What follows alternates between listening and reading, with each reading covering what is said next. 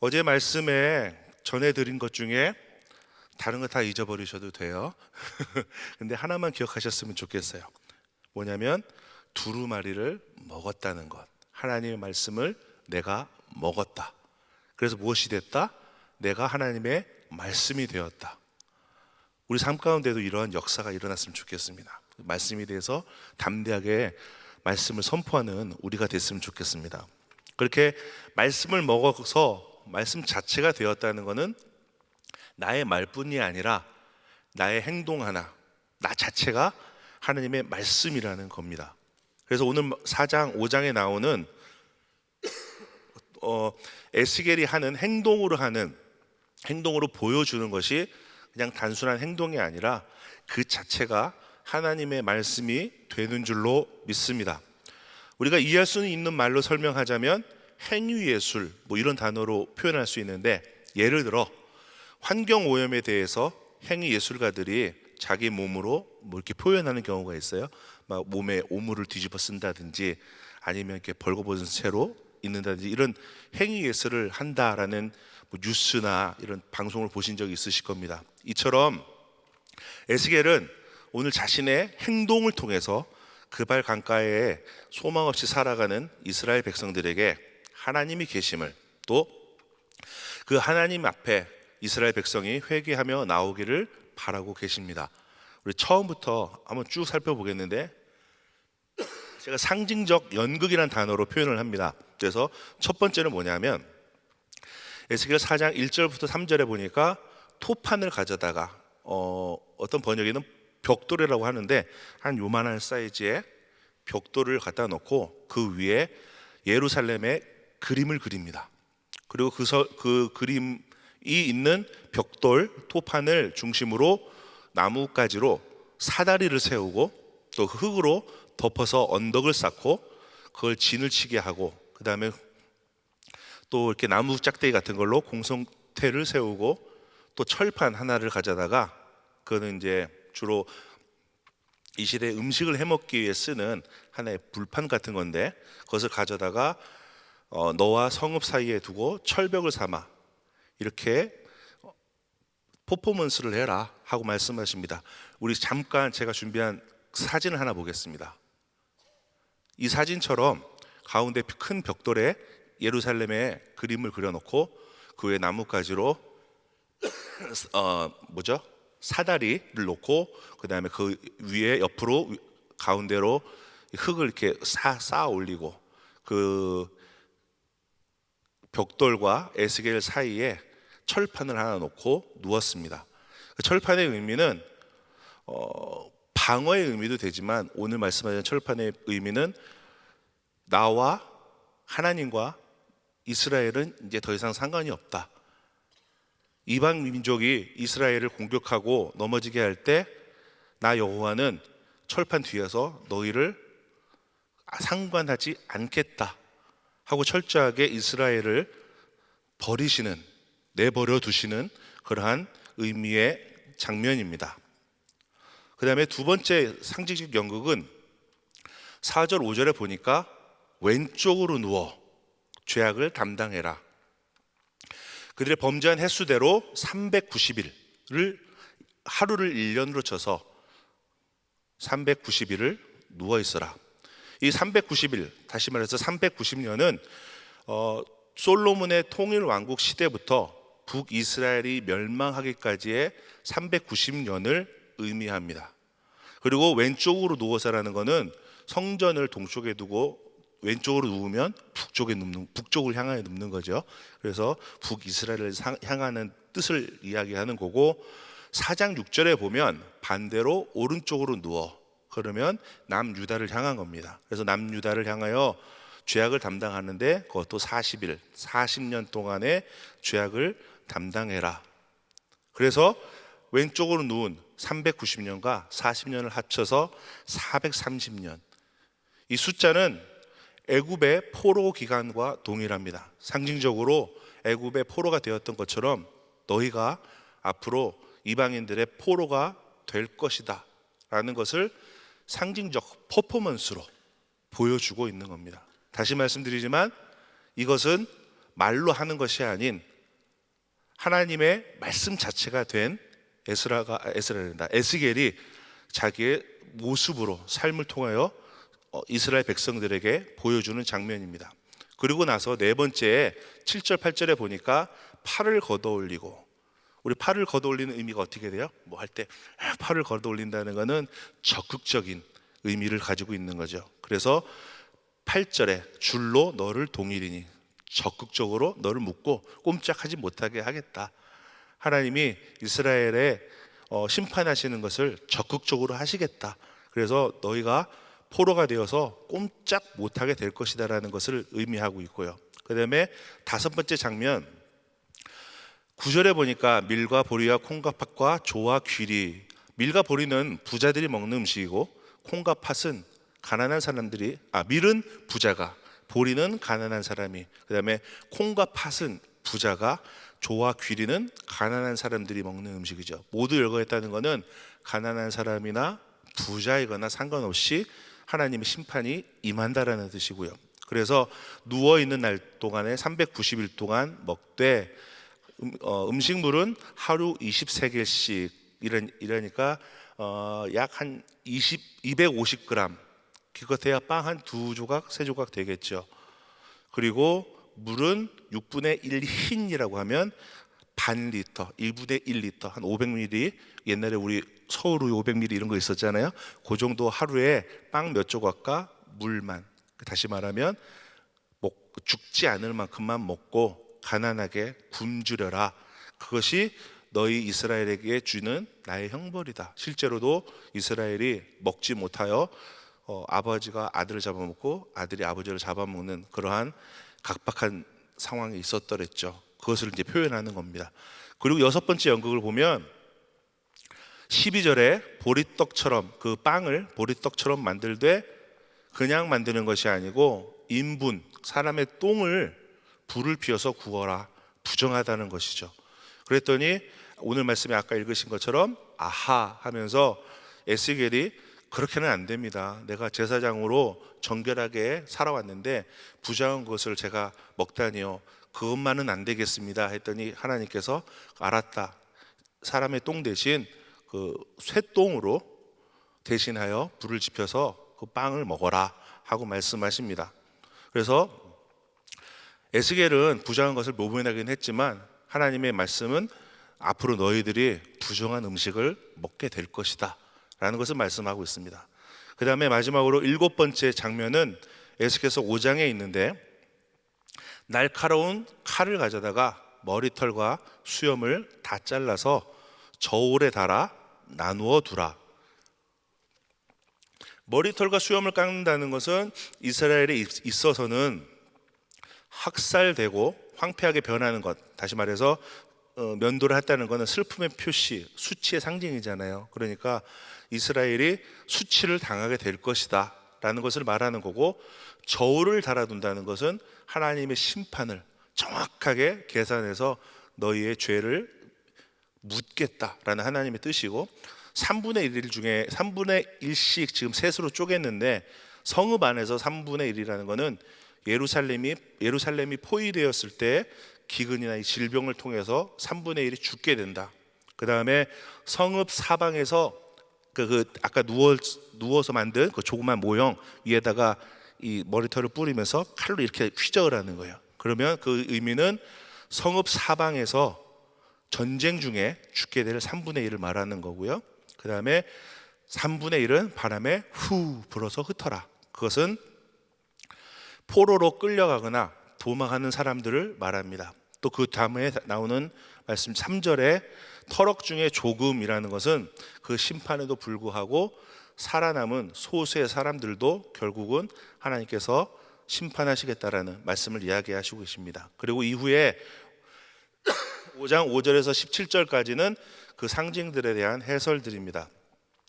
다시 한번 말씀드리지만 에스겔이 이런 상징적인 연극을 해야 되는 이유는, 다시 말해서 1년이 넘도록 최소한의 음식만을 먹으며 포로가 된 이스라엘, 그발 강가에 있는 이스라엘 사람들에게 자신의 모습을 보여줘야 되는 이유는, 그발 강가에 있는 이미 포로가 된 소망이 없는 이스라엘 사람들에게 하나님이 예루살렘에서 하실 일을 보여주시면서 이스라엘이 회개하고 깨어 있기를 간구함이 아닌가 싶습니다. 그렇기에 우리도 주님께서 말씀을 통해서, 성경을 통해서 우리에게 주의 음성을 들려주실 때 회개하고 깨어 있어야 되는 줄로 믿습니다. 아멘. 자, 우리 신약으로 넘어가 보겠습니다.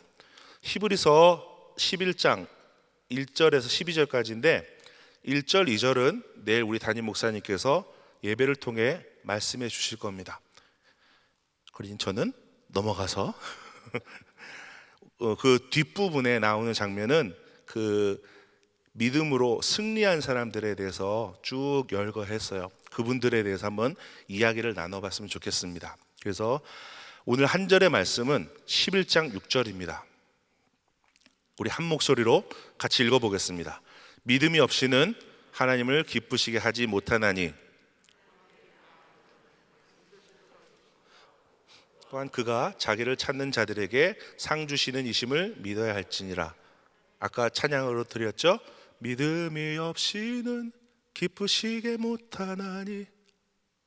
이 찬양을 우리가 한번 기억했으면 좋겠습니다. 반대로 얘기하면 믿음으로 하나님을 기쁘시게 할 수 있다. 하나님을 찾는 사람들은 하나님이 살아계시다는 것과 그 찾는 사람들에게 우리 주님이 상 주시는 분이라는 것을 믿어야 한다라고 말씀하고 계십니다. 4절에 보니까 가인과 아벨이 나옵니다. 가인과 아벨은 아담과 하와가 에덴 동산에서 쫓겨나온 다음에 얻은 아들들이죠. 동생 아벨은 양을 치는 사람이고 형 가인은 농사를 짓는 사람입니다. 가인의 땅의 소산은 제물을 드렸는데 하나님이 받지 않으셨고, 아벨의 양의 첫 새끼와 그 기름으로 드렸더니 하나님이 그 제물을 받으셨다. 그게 창세기 4장 2절에서 5절까지의 말씀입니다. 자세히 한번 볼까요? 3절에 한번 보면 가인은 땅의 소산으로 드렸는데 하고 뭘 드렸는지 언급을 하지 않아요. 그냥 땅에서 나온 걸 드렸어. 이 정도로 끝나는 거죠. 반대로 아벨은 구체적입니다. 4절에 보니까 양의 첫 새끼 그리고 그 기름. 다시 말해서 아벨은 성경에 무엇을 드렸는지 기록할 만큼 정확하게 혹은 정성을 다해 준비했다는 거고요. 가인이 드린 예물은 성경에서조차 그게 뭔지 잘 모를 정도로 나쁜 말로 대충 드렸다는 거예요. 아벨은 하나님이 살아계심을 믿고 하나님 앞에 온전히 자기의 첫 번째 것을 드렸다는 거고요. 반대로 가인은 뭔지 모르는 것을 드렸다는 거예요. 이때 아담까지는 하나님이 음성을 들려주셨죠. 직접 만나주시기도 하고. 그런데 성경에 간략하게 줄여져서 확실히 알 수 없겠지만 가인과 아벨의 그 시대에는 하나님이 안 만나주신 것 같아요. 그랬는데 아벨은 만나보지 못한 하나님을 위해 자기의 첫 번째 거로 예물을 드렸습니다. 그런데 가인은 그렇지 못했죠. 하나님이 살아계신다는 것을 믿고 하나님을 향해 온전히 자기의 것을 드린 거죠. 아까 읽었던 말씀, 믿음이 없이는 기쁘시게 못하나니, 반대로 믿음으로 하나님을 기쁘시게 할 수 있다. 그렇게 아벨은 믿음으로 예물을 드림으로 말미암아 하나님을 기쁘시게 했습니다. 5절에 보니까 에녹이 나옵니다. 창세기 5장 24절에 에녹이 하나님과 동행하더니, 이 말 자체가 하나님이 계심을 믿고 하나님 계심으로 말미암아 자기 삶을 하나님 앞에 드린 것이죠. 그렇게 당연히 에녹도 하나님 앞에 하나님을 기쁘시게 한 사람입니다. 7절에 넘어가니까 노아가 있습니다. 노아에 대해서는 좀 할 말이 많은데, 얼마 전에 유튜브에 보니까 켄터키주에 노아의 방주를 어떤 기독교 단체에서 놀이시설처럼 만들어가지고 방주를 이렇게 관람할 수 있게 해놓은 장면을 봤어요. 성경에 나와 있는 그대로 만들었다는데 그 크기가 어마어마합니다. 길이가 155m, 그 폭이 25m, 높이가 16m. 우리 교회 이 비전센터 건물보다는 조금 작긴 한데 6년에 걸쳐 만들었고 들어간 비용은 1억 불 정도가 들어갔답니다. 몇천 년이 지난 지금 기술로도 6년이나 걸리고 엄청난 비용이 들어간 방주를 적어도 4,000년 이상 옛날에 노아가 또 노아의 가족이 만들었다는 겁니다. 나무를 자르고 깎고 붙이고 위층과 아래층을 만들고 동물이 들어갈 우리를 만들고 음식을 저장할 창고도 만들고 항아리들 만들고 비가 새어 들어오지 않도록 역청을 바르고 이 모든 수많은 작업들을 했다는 거예요. 노아와 그 가족들이. 그 많은 시간 동안 방주를 만드느라고 헌신하는 동안에 노아의 이웃들은 노아를 비난하고 조롱하고 무시했습니다. 그렇죠?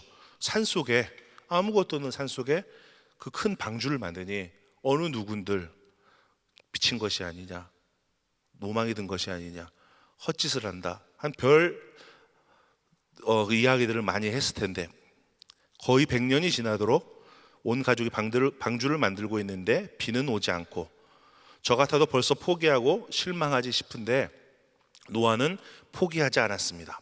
그러기에 창세기 6장 9절에서는 노아는 의인이요 당대의 완전한 자라 그는 하나님과 동행하였으며 노아의 믿음을 말합니다. 노아는 온전히 하나님 믿고 하나님이 명령하셨으니 거짓이 아니지 하며 방주를 만들었다는 거죠.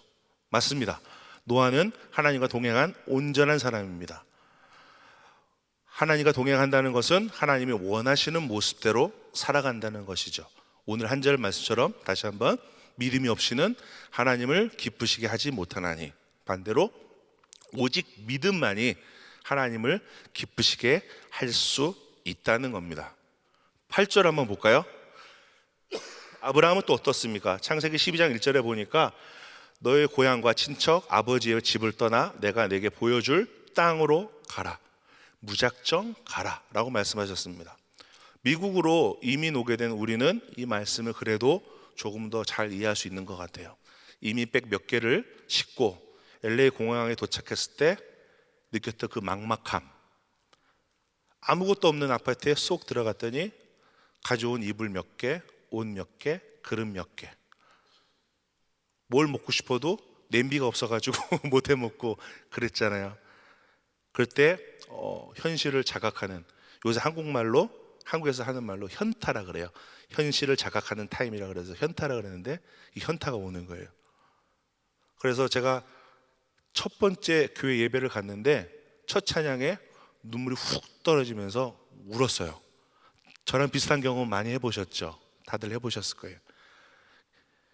겨우 미국에 이민 오는데도 이렇게 정신이 없는데 아브라함은 광야만 펼쳐져 있는 그 땅에서 어디로 갈지 모르고 앞으로 나아갈 때 얼마나 답답하고 황당했겠어요.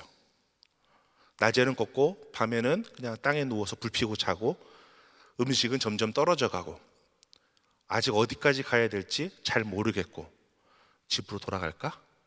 포기할까? 아유, 약속은 무슨 약속이야. 아무것도 안 보이는구만. 어떻게 해야 될지 모르는 이때에 하나님은 우리와 같지 아니하고 하나님의 약속을 의지했습니다. 다시 한번 믿음이 없이는 하나님을 기쁘시게 하지 못하나니 반대로 믿음만이 하나님을 기쁘시게 할 수 있습니다. 한 사람만 더 얘기해 볼까요? 아브라함의 아내 사라입니다. 11절에 나오는데요. 더 이상 아이를 낳을 수 없는 몸이에요. 그런데도 아이를 주신답니다. 에이, 말도 안 되죠. 어떻게 그런 일이 있겠어요. 고만 놀리세요 하나님. 이렇게 얘기했을 수도 있겠죠. 그런데 사라는 하나님의 말씀을 믿고 순종했습니다. 게다가 아이는 혼자 낳는 게 아니잖아요. 자기 믿음만으로 할 수 없는 거잖아요. 자기 남편을 설득해야죠. 우리 같이 방으로 갑시다. 해야 아기가 나올 거 아니에요. 생각을 해보세요. 100살이 다 된 할머니 할아버지가 둘이 들어가 가지고 아들을 만들어 오세요 합시다. 이런다면은 그게 현실적으로 가능한 이야기냐고요. 본인도 스스로 그렇게 느꼈겠죠. 그럼에도 불구하고 사라는 하나님 말씀을 의지하고 아브라함과 동침하고 귀한 아들을 얻게 됩니다. 이것 또한 믿음이 없이는 하나님을 기쁘시게 못하나니, 반대로 믿음만이 하나님을 기쁘시게 할 수 있다는 말씀입니다. 믿음으로 사라는 아들을 얻게 되고 그것이 하나님을 기쁘시게 했다는 거예요.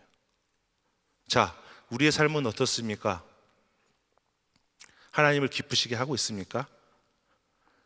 믿음으로 꾹 참고 기다려서 기도한 것에 응답을 받습니까? 아니면 중간에 에이 하고 포기하십니까? 아무리 쉬운 기도 제목이라도 기도하고 하나님께 맡기고 하나님 의지하지 않으면 응답하시지 않습니다. 아무리 어려운 기도 제목이라 할지라도 포기하지 않고 하나님만 붙잡고 기도하고 나가면 하나님께서 응답하여 주십니다.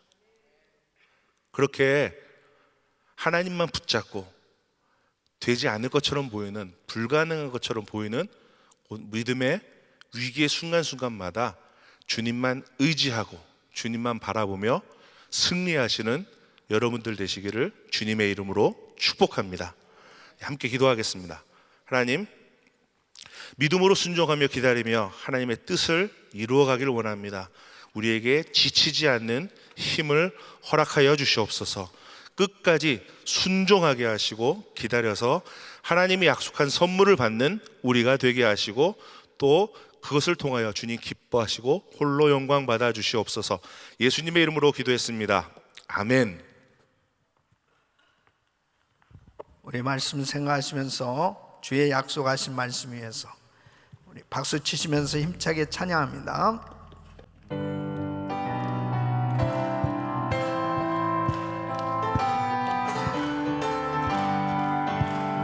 주의 약속하신 말씀 위에서 영원토록 주를 찬송하리라.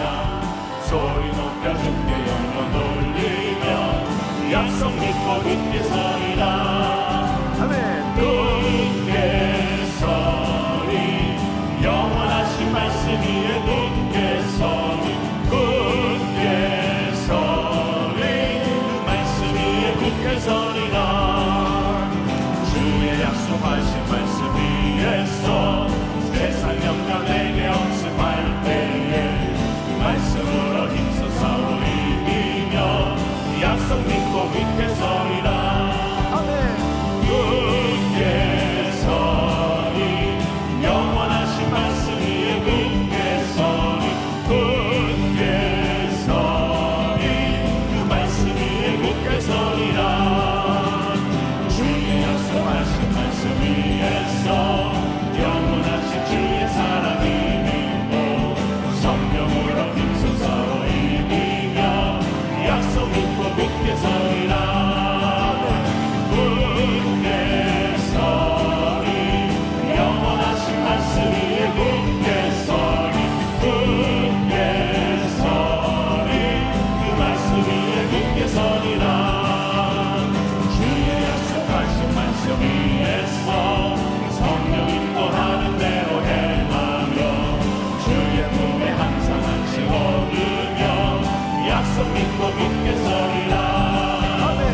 굳게 서리 영원하신 말씀 위에 굳게 서리. 굳게 서리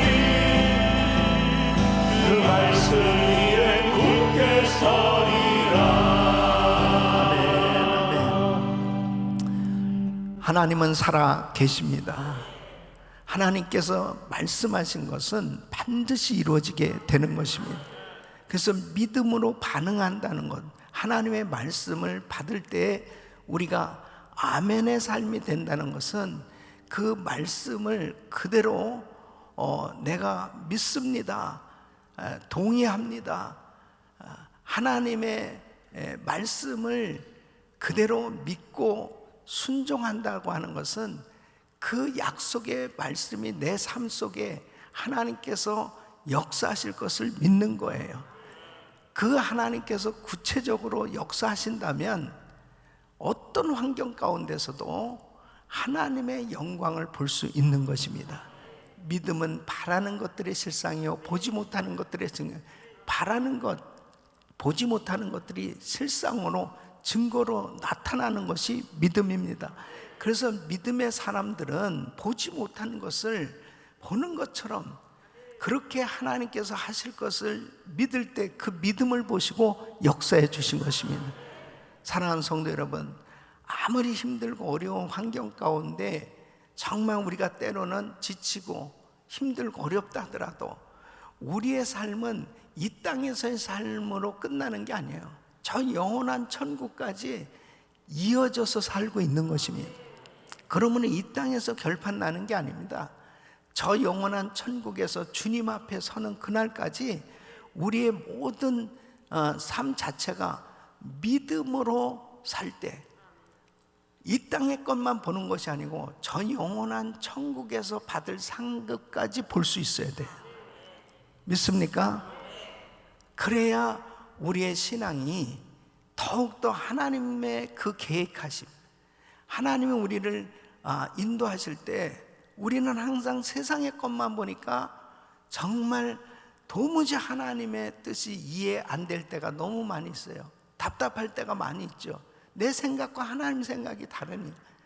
그런데 하나님은 영원하신 분입니다. 그 영원까지 하나님은 우리를 인도하고 계신다면, 하나님의 뜻에 순종하면 하나님은 가장 선하신 뜻대로 우리를 인도하시는 줄 믿습니다. 그것이 성공이에요. 꼭 믿음으로 승리하시기를 축원합니다. 두 손을 가슴에 모시고 몸이 아픈 분들 아픈 곳에 손 얹으십시오. 거룩하신 아버지 하나님, 믿음으로 기다릴 수 있는 인내, 믿음으로 순종할 수 있는 은혜가 있게 하여 주셔서 끝까지 하나님께 기쁨이 되는 삶이 되게 하여 주시옵시고, 하나님께 잘했다 칭찬받는 삶이 되게 하여 주시옵소서. 연약한 육신들 이 시간 주의 피물은 서로 안수하사 깨끗게 하여 주시옵소서. 내가 나사렛 예수 그리스도 명하노니 코로나 바이러스 멸될지어다. 모든 암세포는 없어질지어다. 불치병은 깨끗한 받을지어다. 공황장애 우울증 불면증 떠나갈지어다. 주여 만져 주시옵소서. 이 시간도 병상에서 아버지 온라인으로 또 영상으로 예배하는 성도들 기억하시고 간절한 그 기도 제목을 응답해 주옵소서. 만져 주시옵소서. 믿음으로 바라보게 하여 주시옵소서. 하나님의 역사가 일어나게 하여 주시옵소서. 아버지 하나님, 내일 거룩한 주일입니다. 1부, 2부, 3부, 4부, EM, 교육부, 예배까지 우리 온 가족들이 하나님을 만나는 귀한 예배 되게 하여 주시옵시고, 하나님의 영광을 보는 예배가 되게 하여 주시옵소서. 이제는 우리 주 예수 그리스도의 은혜와 우리 하나님 아버지의 근원하신 사랑과 성령님의 감동 감화교통 충만하신 은총이 믿음이 없이는 기쁘시게 못하는, 하나님께 나간 자는 반드시 그가 계신 것과 자기를 찾는 자들에게 상 주시는 이심을 믿는 모든 성도들에게 하나님의 역사가 일어날 것을 믿는 귀한 성도들 머리 위에 이제로부터 영원토록 함께 있을지어다. 아멘. 아멘.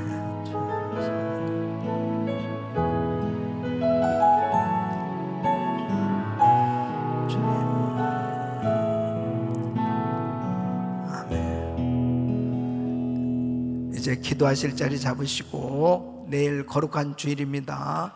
주일 예배를 위해서 기도로 준비하시고 또 저를 위해서 특별히 기도해 주시길 바랍니다. 내일도 주의 음성을 전할 수 있도록 영감 영력 위해서 또 건강 위해서 기도해 주시면 감사하고요.